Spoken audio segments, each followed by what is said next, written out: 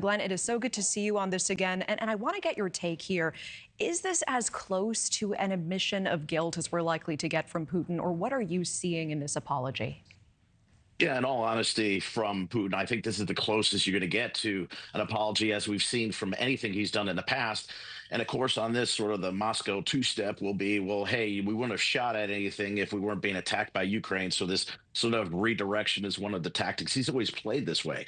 But I don't think he's going to get a direct responsibility other than it's in the airspace. But we clearly saw, and I think we talked about this yesterday, that this is from an outside force, an air defense type of system that hit this aircraft. Yeah, so Major, the White House is saying, they said this on Friday, there are early indications that point to the possibility that Russian air defenses downed this flight.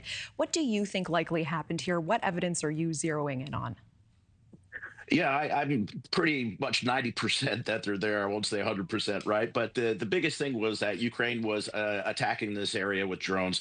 It was about 100 miles to the southeast of Grozny. It was right along the flight path of this aircraft. So as they were coming over this particular approach into Grozny, they literally were overhead this area. Now, if an attack just happened or was underway, they're defending against these drones. It's going to be difficult for them to identify this aircraft and take them, and disseminate what the difference is.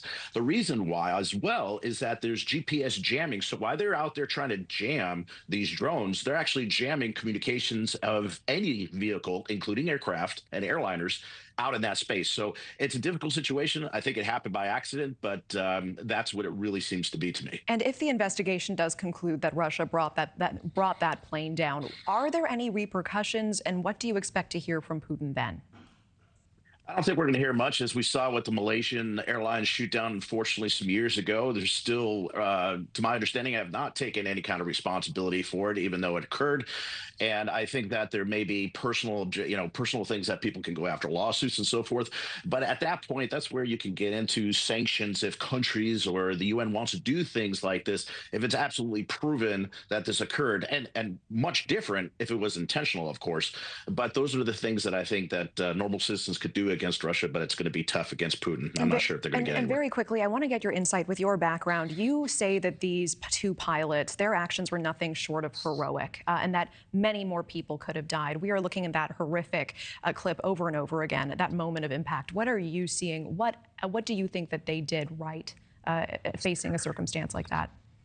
Sure.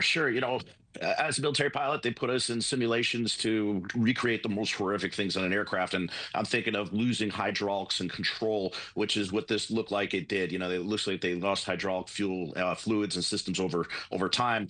And it's very difficult. You can't physically handle and change the flight controls on such a large aircraft at these speeds. It's very, very difficult. And for them to use all the tools and throttles and all these things to try to get that aircraft down safely is heroic. And the idea that at least half people survived, that's the thing to embrace. Unfortunately, there was loss of life, and I believe these pilots sacrificed themselves to save as much as they could. And separately, with the time we have left, Putin saying that Russia is mass producing these new hypersonic medium-range ballistic missiles. Ukrainian officials say it flew at 11 times the speed of sound. Russia is saying it can hit command centers underground. Putin saying that it cannot be stopped. Can this be intercepted? Yes, it can. I mean, this is air defense, but missile defenses, we have ballistic missile defenses, THAAD, terminal high altitude area defense, that's designed to take this missile out. It's hard, it's difficult, but at the same time, the most dangerous part is that this missile is the same type of missile that we use, or they use, to launch nukes.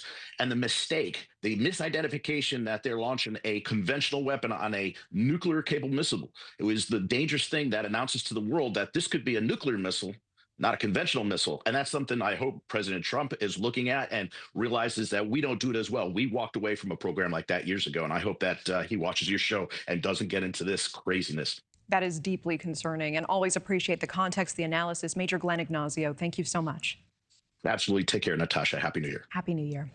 Thanks for watching. Go to joinnn.com to find News Nation on your screen. And don't forget to click the red subscribe button below to get more of News Nation's fact-driven, unbiased coverage.